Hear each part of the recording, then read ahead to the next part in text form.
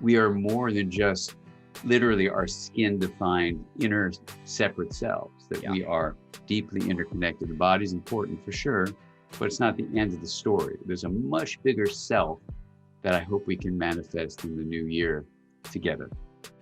Hey, this is Justin Michael Williams, and before you get started on watching this interview that I know you're excited to watch, I want to tell you that this interview series is a part of a special event that our community does that is totally free every year called Manifest New Year's Eve. Now, whether you're watching this close to the new year or not, listen carefully because I want to give you this context. Every year, at the end of the year, our community puts together this incredible event that helps you set your mission, vision, and goals for the year to come. And our theme is you don't get what you want in life. You get what you are. You get what you are. So it's about who you're becoming so that you can transform. And these interviews, this interview that you're about to watch, was a part of that special event. And the best part is it's free and you can watch it anytime you want. So if you go to this website, manifestnye.com, you can see the full replay of our 3-hour masterclass featuring all of these incredible special guests like Young Pueblo, Dr. Tama, Dan Siegel, Sará King, Sienna Sherman, Vanessa In, and more. And our community coming together so that we can actually transform our lives. And you'll get a special manifest workbook that will walk you through every single step of the process. And it's totally free. It's our gift to you because what we really believe is that no matter who you love, no matter how much money is in your bank account, no matter what your identity is, and no matter what color your skin is, we all deserve to live in the full abundance that is our birthright. And so it's a great honor to be on this journey with you and to present to you this interview from Manifest New Year's Eve. May you be well. Hey everybody, this is Justin Michael Williams with Manifest New Year's Eve, and I'm so excited to be bringing to you, quite literally, two people who've had maybe the biggest impact on my life in 2020. I have with me Dr. Sará King and Dr. Dan Siegel. And both of these people, I can talk to you for days and days about their professional resumes, which you can look up online.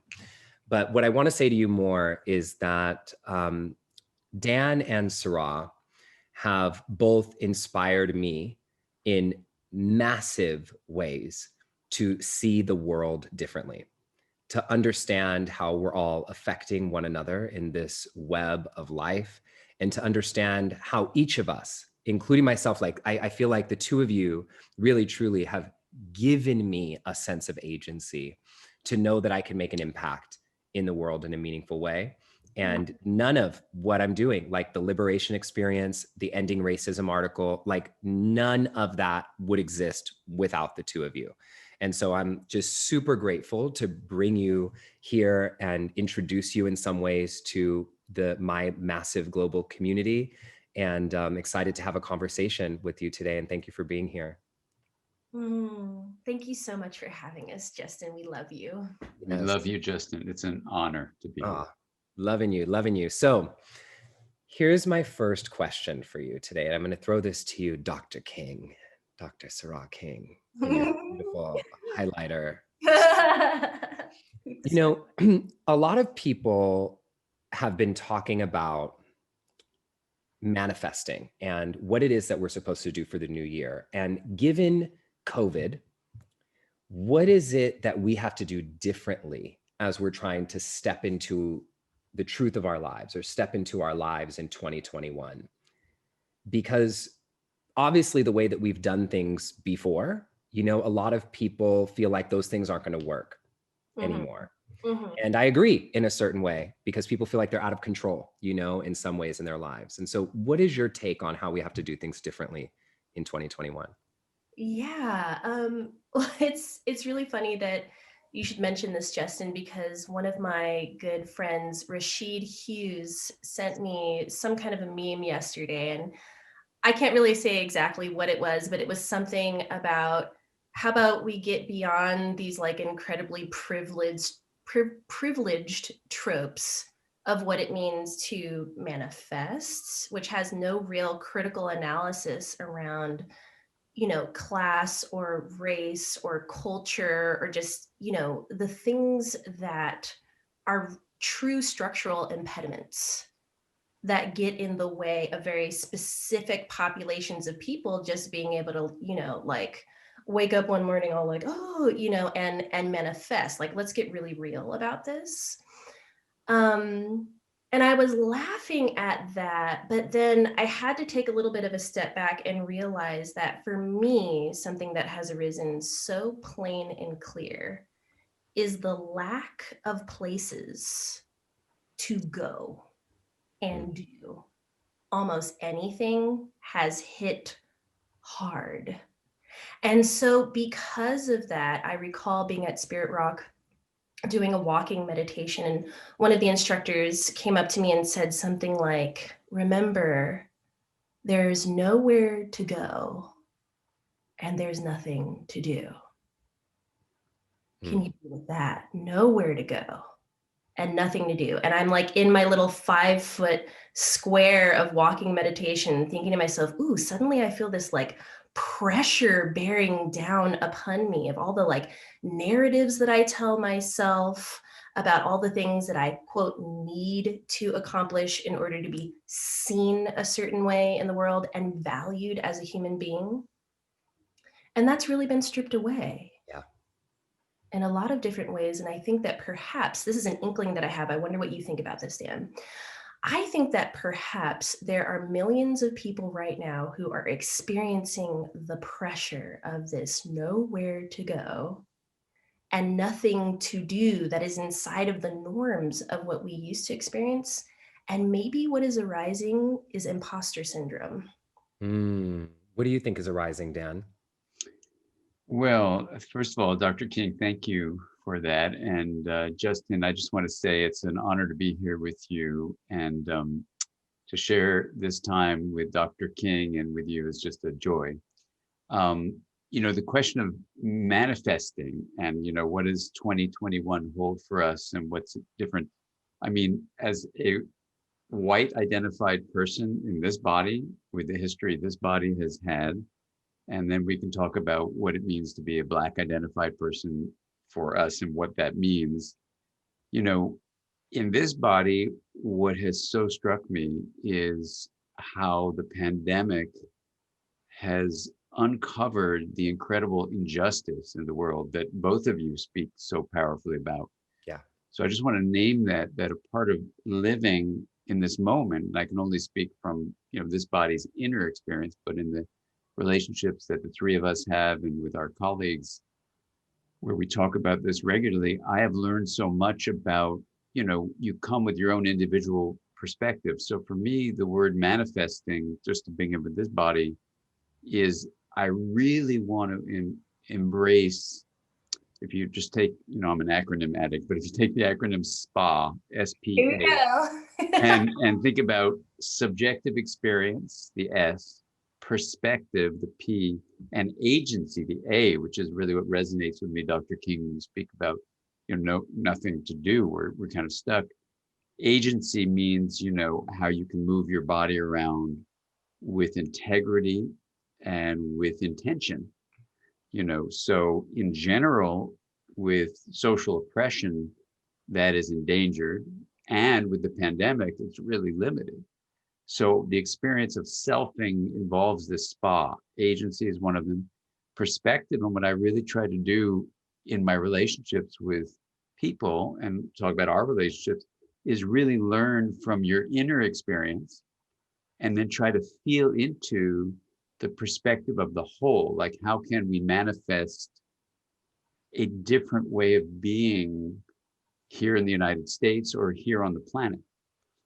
So for this body, the manifesting is, I got to get out of my just go to the S, this, whatever I feel, the subjectivity here, and feel into others. So that's empathy and compassion, but also feel into the system.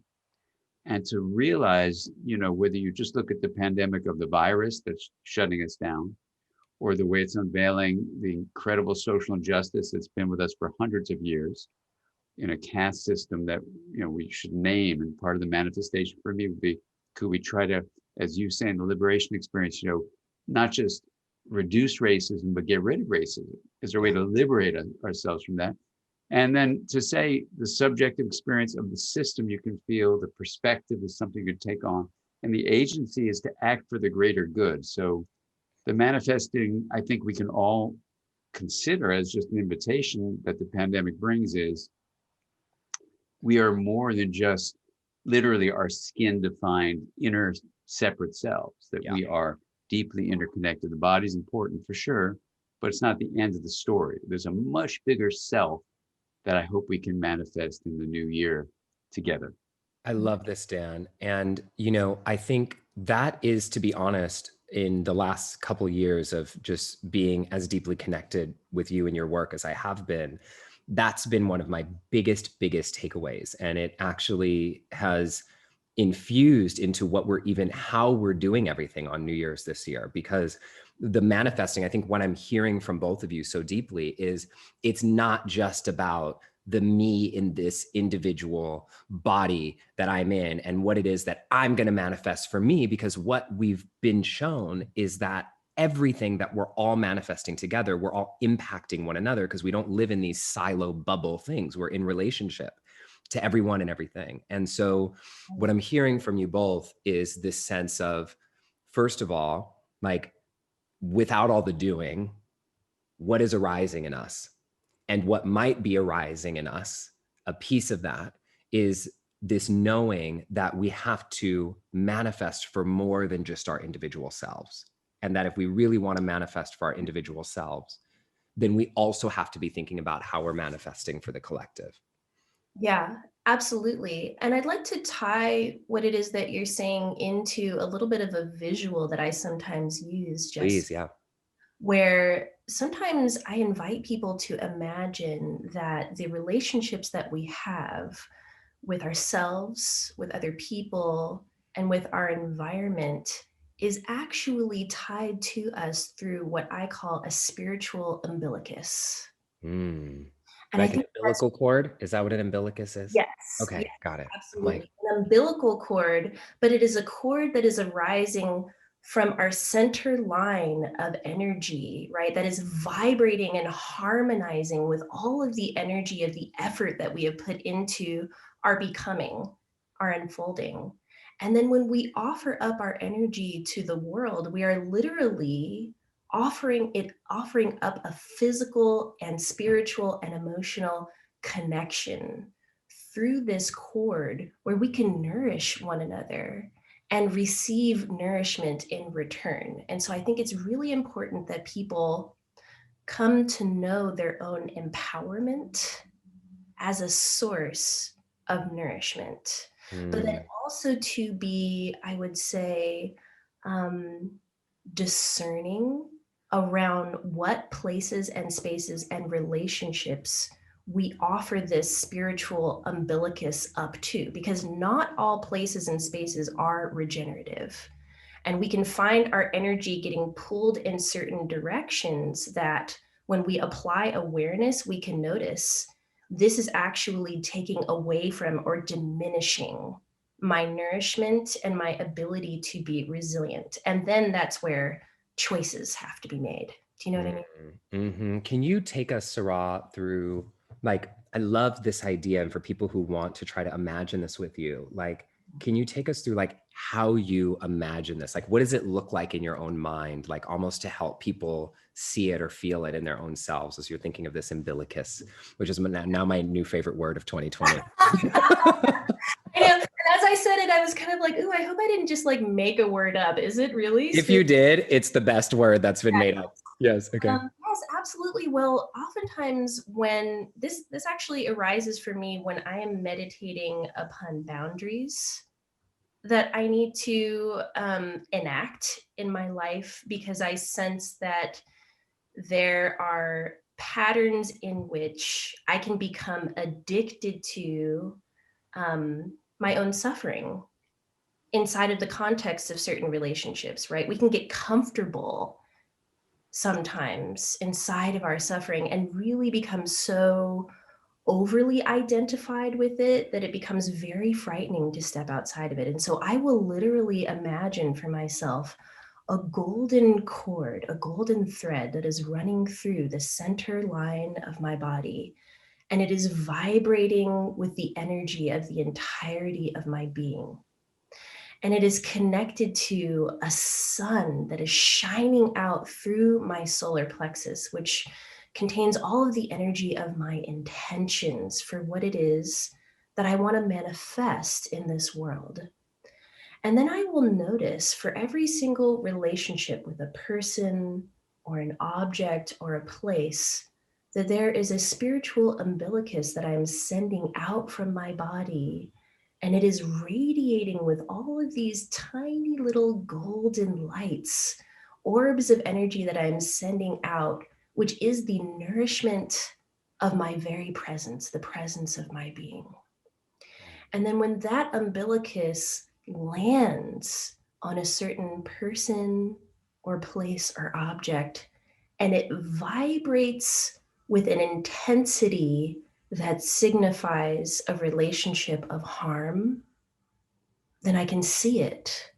It flashes with different colors. Maybe it might be like red or something like a shadow around that area of umbilicus.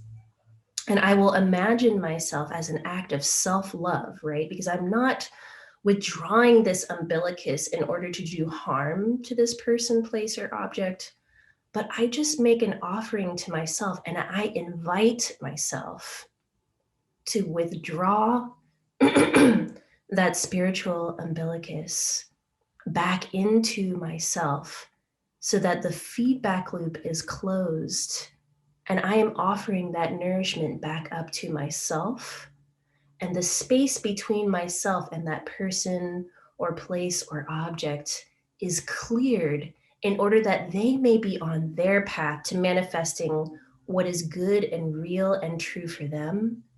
And I am here within my space, rejuvenated with this form of nourishment. And I trust that the space between us will communicate to me whether or not it is safe to re-extend that spiritual umbilicus to a place and space of relationship again.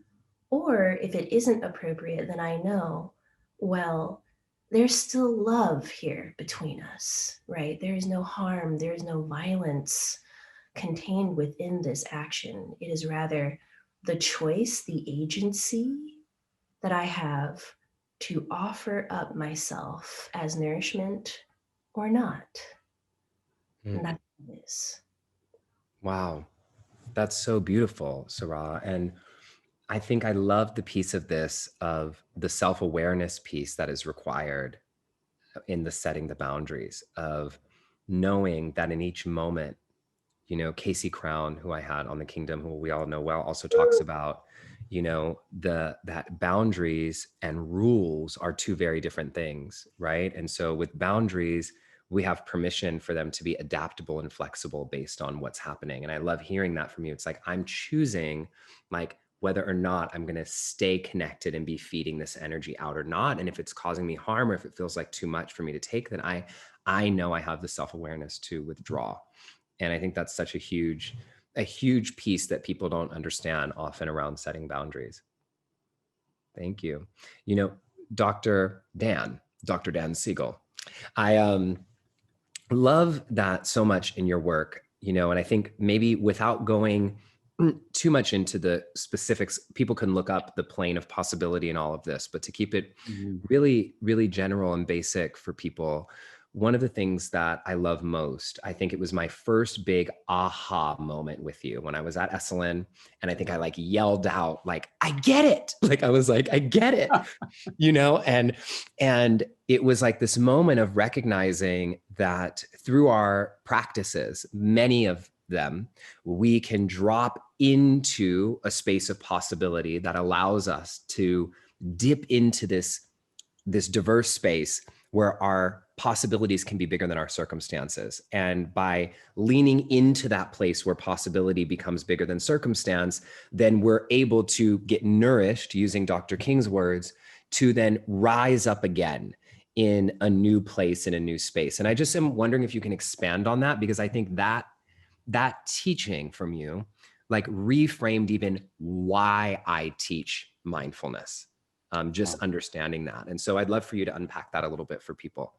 Well, thank you, Justin. That's a beautiful question. And Dr. King, thank you for that beautiful reflective journey into the umbilicus. And I want to kind of try to link the two together, because your question, Justin, I think resonates a lot with the beautiful experiential immersion and also the biology of the umbilicus. So let me just start by saying that when you powerfully talked about getting to possibility, Justin, now, and Dr. King, you spoke about this idea of there's nothing to do but simply be.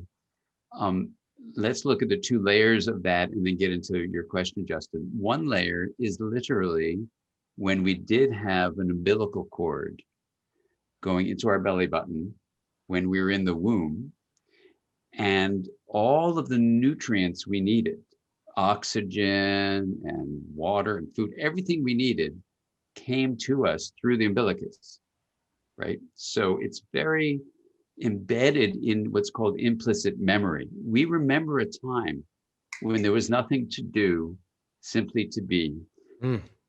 Surrounded, in a sense, being at one with the uterus, right? Yeah. Right. At one with the uterus. Oh my God, I love that. Yeah. So, universe. Exactly. Right. So the universe was the uterus and we were at one with it. Literally, there was nothing to do, just be.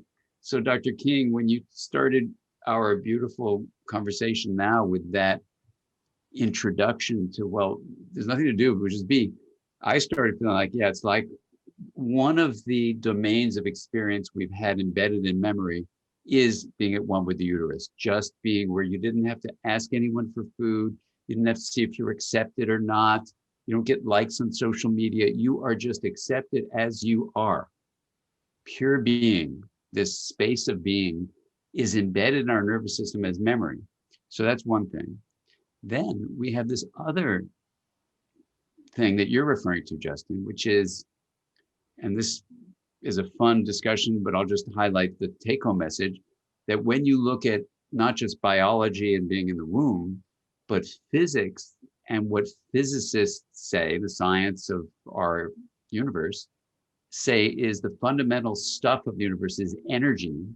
Then they say, well, energy is really the movement, the flow from possibility, a kind of plane of possibility they call the quantum vacuum or sea of potential, where all potentials rest, this formless source of all form.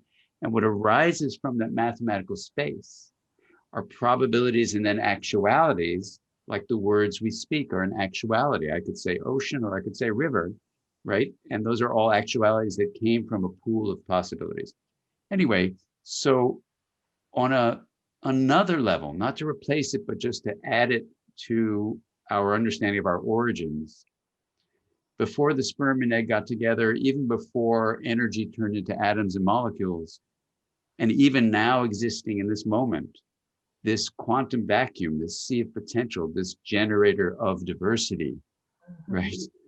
This plane of possibility in our diagram, it is the source of all form. It's the source of all actualities. And so for me as a science person, learning reflective practices, having a science-informed one called the wheel, you can learn to dive, as we did at Esalen with you, Justin, into that plane of possibility. And the metaphor is the hub of a wheel. And when you do, and I do it every morning, and this morning, I'm out here in the actuality world in a body, and then I do the practice and bend the spoke around right into the hub. And now I'm in the plane of possibility into this timeless space of not only eternity, but infinity.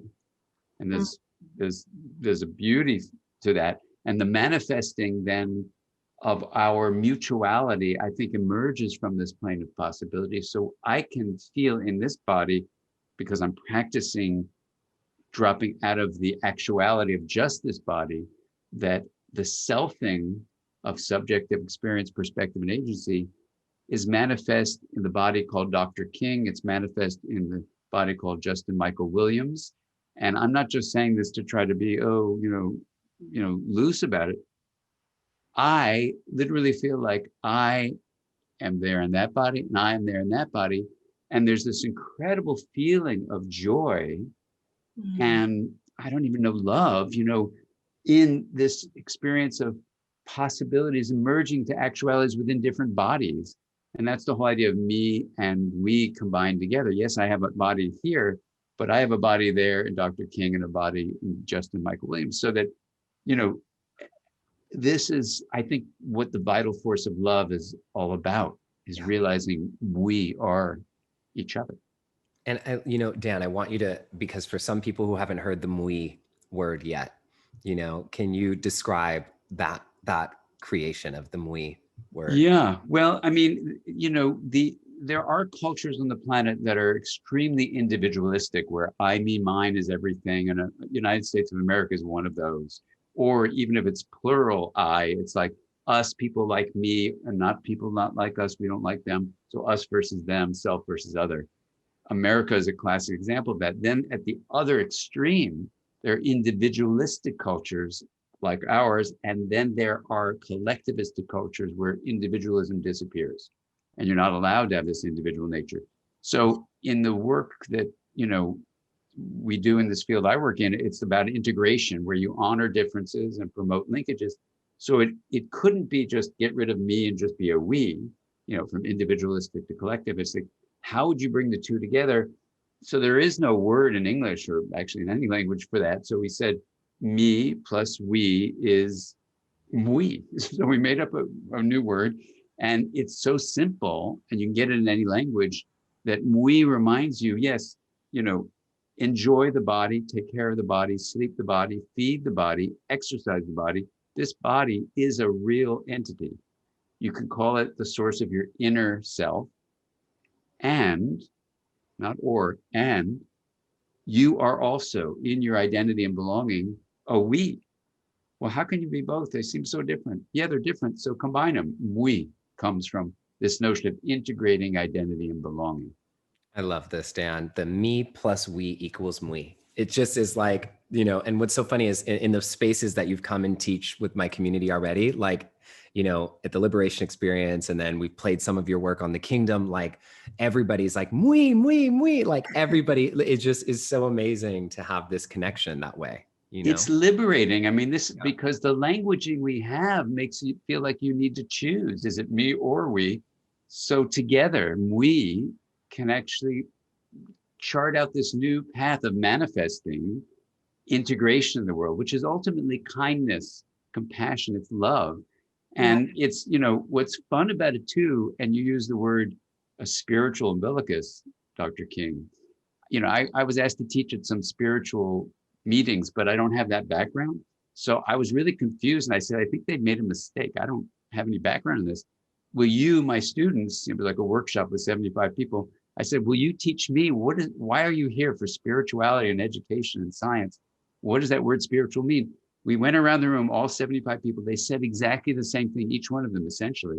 They said spirituality for them means a life of meaning beyond struggling to survive, and connection beyond the boundary of your skin. Yeah. So I looked at them and I said, wow, spiritual means meaning and connection. They go, yeah. I go, oh my God, I guess I belong then here, because that's the spiritual umbilicus for me would be like, how do you find meaning and connection within that being across the illusion that skull or skin is some kind of boundary you cannot, go across to realize who we are. This is beautiful. Right.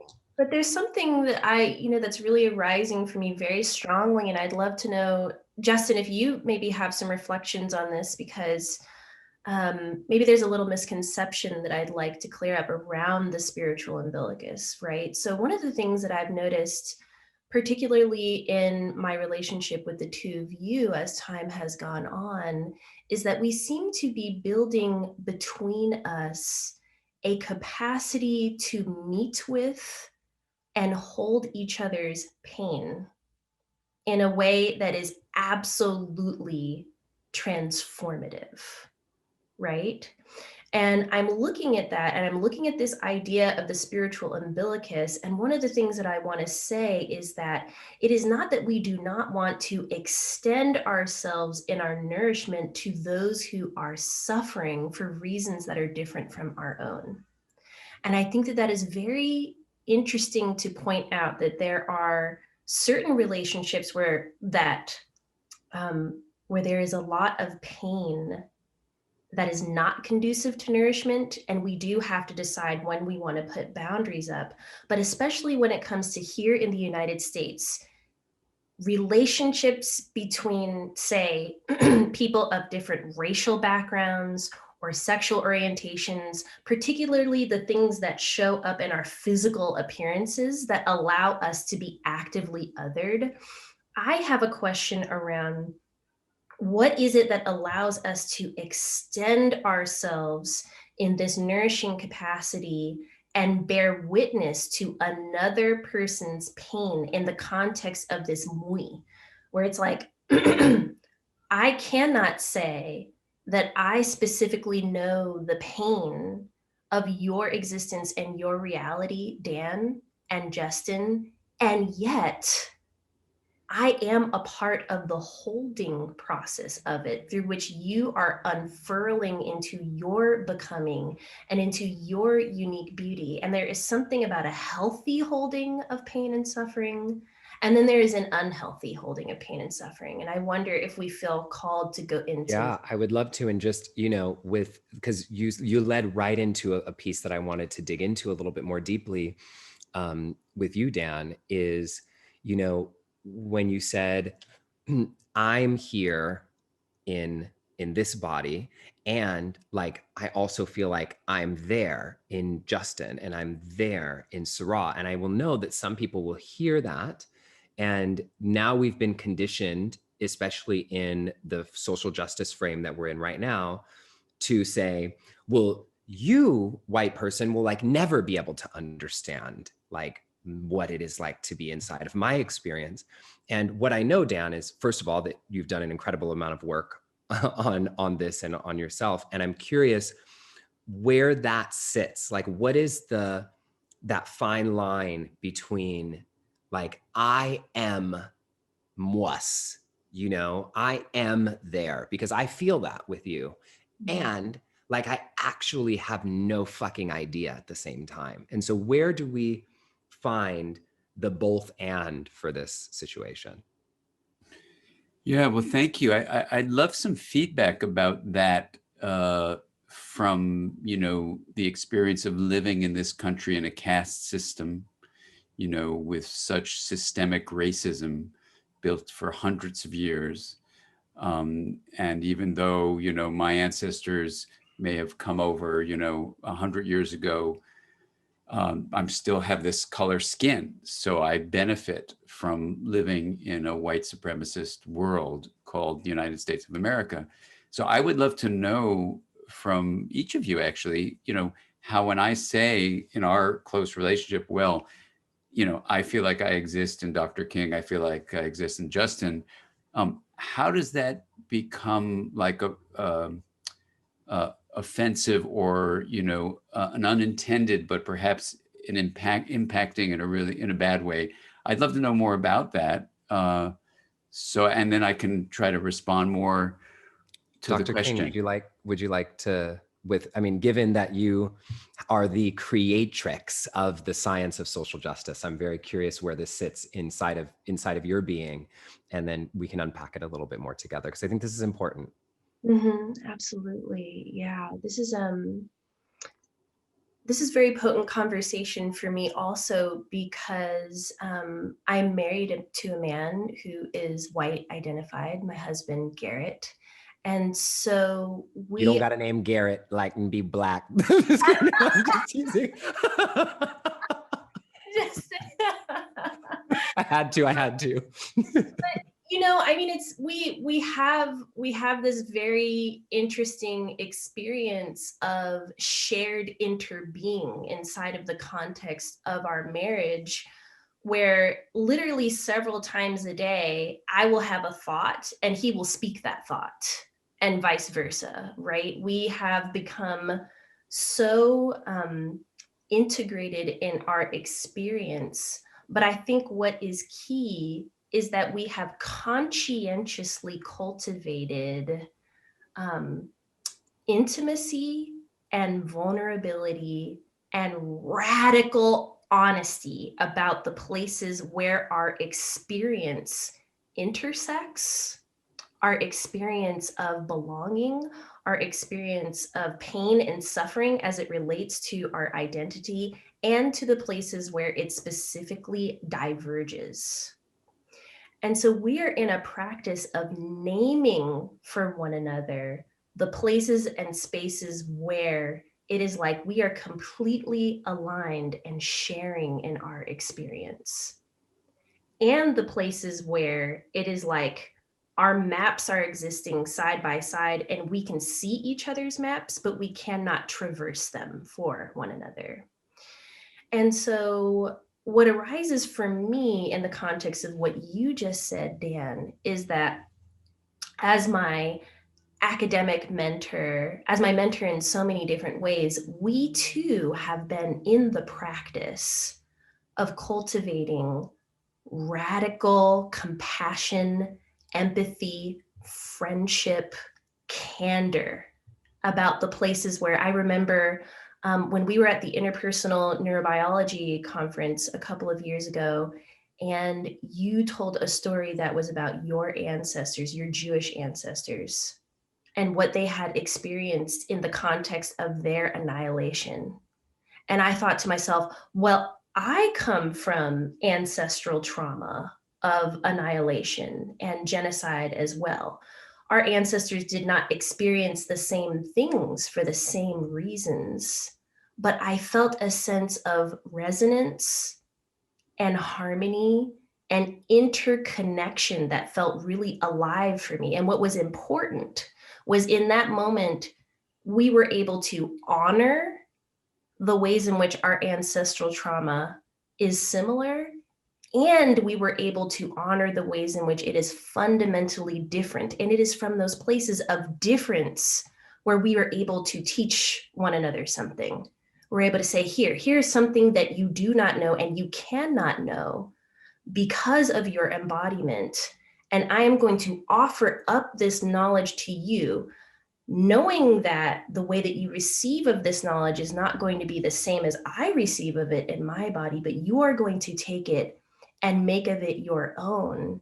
And in that way, I feel that side by side, we are engaged in this work of healing ancestral trauma, walking towards that North Star of social justice, which we have yet to experience.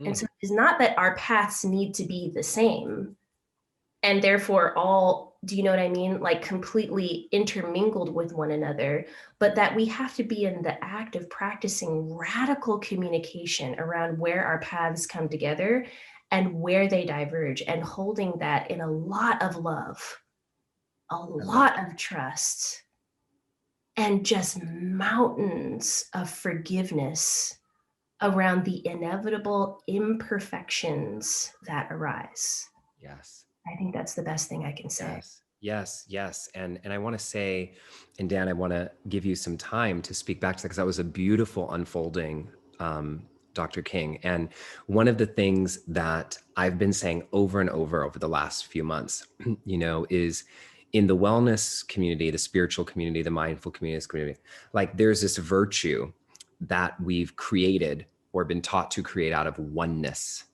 right? Like oneness, like we are all one in this oneness. And I actually truly believe that a virtue much more deeply needed now, and I think much more valuable than oneness, is intimacy. And you said that so beautifully, because what happens is if we put all of our cultures and values and the whole thing into a Vitamix and blend it all up into some like we are all one smoothie, like oneness smoothie, then what's so interesting is then we lose the opportunity of the learning that comes with the intimacy, because the intimacy can only come from even just a slight bit of separation and differentiation. And I think one of the things that I've learned most from your work, Dan, among many things, obviously I've learned a lot, is just the piece of doing both, is the differentiating and the linking, like is the both and instead of the either or.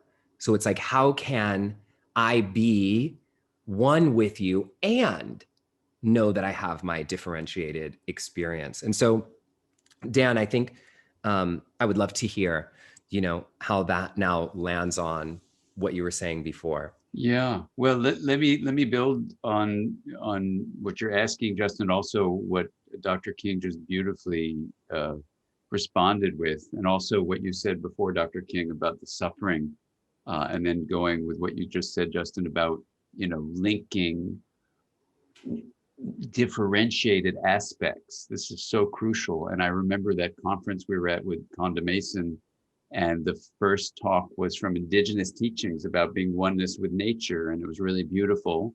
And then Dr. King came up with Conda Mason, and we had a talk, and Conda says, this is, kind of not the thing. We're not going to go to oneness until we've been able to really distinguish our own pain. Don't tell me about oneness. It was so beautiful and such a powerful invitation to do exactly what you're saying, Justin, to say, it's not about oneness, it's about integration, clearly defined as a wholeness that has both differentiation and linkage. And in the linking, you do not lose the differentiated aspect. So, there's a beautiful kind of exploration of a word we don't usually use. And in this next book I'm writing, I was searching for another word, and luckily I found some discussion of it from a long time ago, synergy. That a synergy of self would mean something is larger than the individual components. So the whole is greater than the sum of its parts.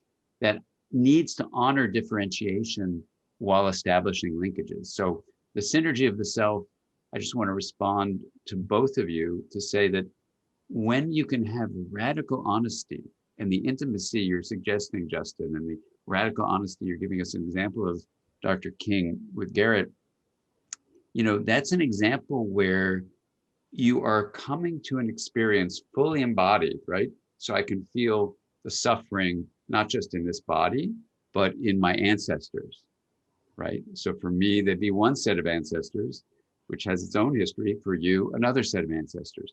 But we live in a body that has that past. We even can project forward to our descendants. So we live across time, right? And we also live across space. So this experience in this, time I get in this body is going to be one individuated, differentiated, essence. If I just live as a separate self, I'm not integrated, right? I'm just living only here. So when we see the suffering piece you're inviting us to consider, Dr. King, here's a way to think about it. If I'm alone in my pain, and all sorts of things are giving me unbelievable chaos or rigidity. Chaos and rigidity are signs something integrative is not happening. When you block differentiation or block linkage or block both, you get chaos or rigidity or both. Chaos is things out of control and really totally unpredictable. Rigidity is things unchanging. And you can look at our systems of oppression and racism leading to chaos and rigidity. And you can even see environmental destruction as chaos and rigidity because we're excessively differentiating and not linking with compassion. But when someone's with suffering in the body that they can be fully aware of, because we have systems not just in our head, but in our heart, in our intestines, that feel this impaired integration. And I come to you, let's say as a group, like I did the other day, where a friend of mine sadly ended his life, and we have a group that meets regularly. And I said, I'm really suffering. This person ended his life, and I have all these complicated feelings of chaos and rigidity, basically, because I haven't made sense of it yet. And you were all there for me. Now, in that moment of authentically bringing the suffering in this body out into the we, it becomes part of it becomes part of a larger system. And in you receiving it with the love and kindness that you did, then what happens is I start belonging to a larger whole than just the private, isolated self in this body. And that itself is healing, becoming more whole, right? So in the differentiation of my suffering, you don't need to be suffering, but you can resonate with the suffering. You don't become me, you receive me. So in this way, this gets to your question, Justin, it's really about a broadening and belonging where, as we integrate identity to be not just a differentiated solo self in this body, but also an identity as a we, really being careful to speak very honestly about if I say, oh, yes, the we and Justin and the we and Dr. King is who I am, and someone feels offensed by that, let's talk about it. Let's talk about what that means, because I in no way intend it, but it doesn't matter my intentions. It really matters the impact. So let's just talk about it and bring that into our discussion so we can move forward as an integrated identity, this broader belonging. It's a synergy of self that I think if we started manifesting this in the new year, we would have a whole new world we could start creating. Yes, yes, yes, yes, yes. Because I think what we practiced here is like when there's that moment that people have in their lives, like, for example, let's just say someone was in a similar situation, Dan, and somebody had said something that made them feel that little trigger, right?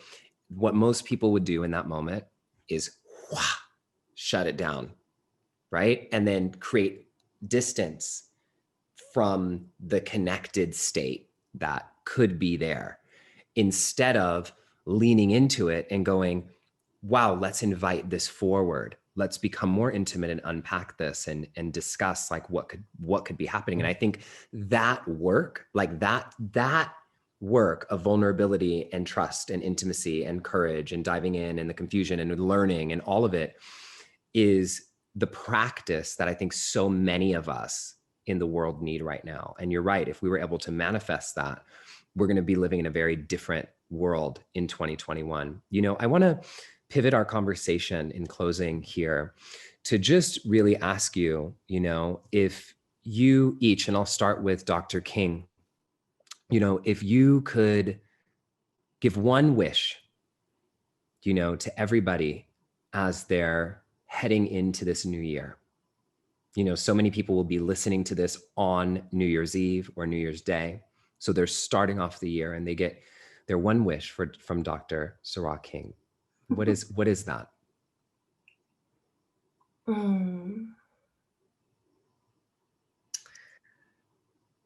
I would wish for us all to become much more familiar with letting go of the need to be right. And part of the reason why I say that is I think sometimes we seek refuge and solace inside of shelters that are not actually meant to house us safely. So when you are seeking refuge and solace in the idea of being right, then it is quite possible that you are blocking out. This is a protective mechanism, right? And it can be very much associated with our identity. I have an identity particularly of being oppressed, or maybe I have an identity of being privileged and therefore ashamed and feeling guilt. And so I'm going to strive to say and do and be what I think is right, and therefore earn my value and my place inside of the world. And I think that is actually a defensive mechanism that can start to numb us from our capacity to unfurl in the direction of intimacy and vulnerability and our capacity to beckon people into our very imperfect experience, right? that is our true home. So that's my wish. Beautiful. Sará, thank you so much. And Dan, would love to hear the same question. Just what are you wishing as we step forward into this new year? First of all, thank you so much for being here and addressing this question of wishing for the new year. I think if it's possible to see the disruption and the pain of the pandemic, as not only a disruption in so many painful ways in our lives, but actually an invitation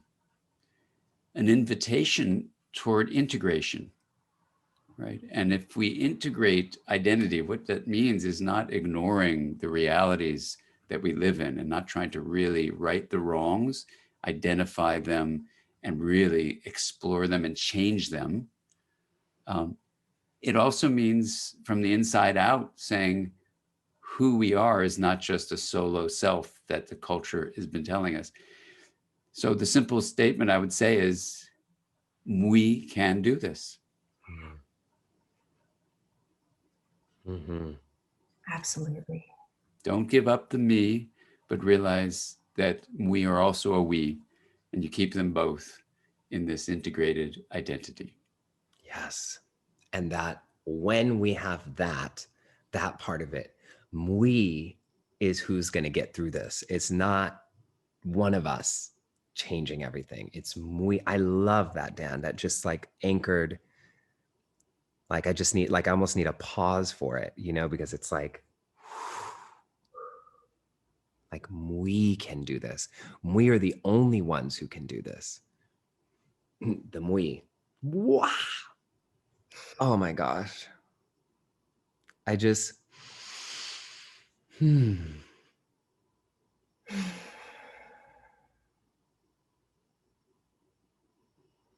there's hope.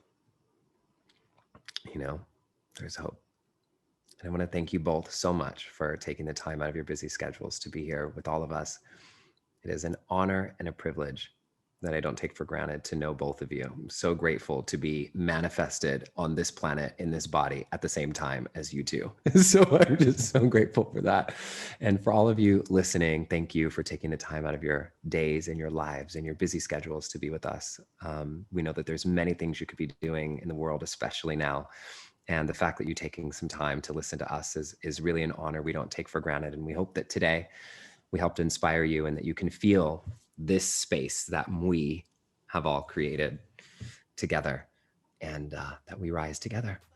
This is Justin Michael Williams signing out, and I'll see you the next time we're together. Bye for now.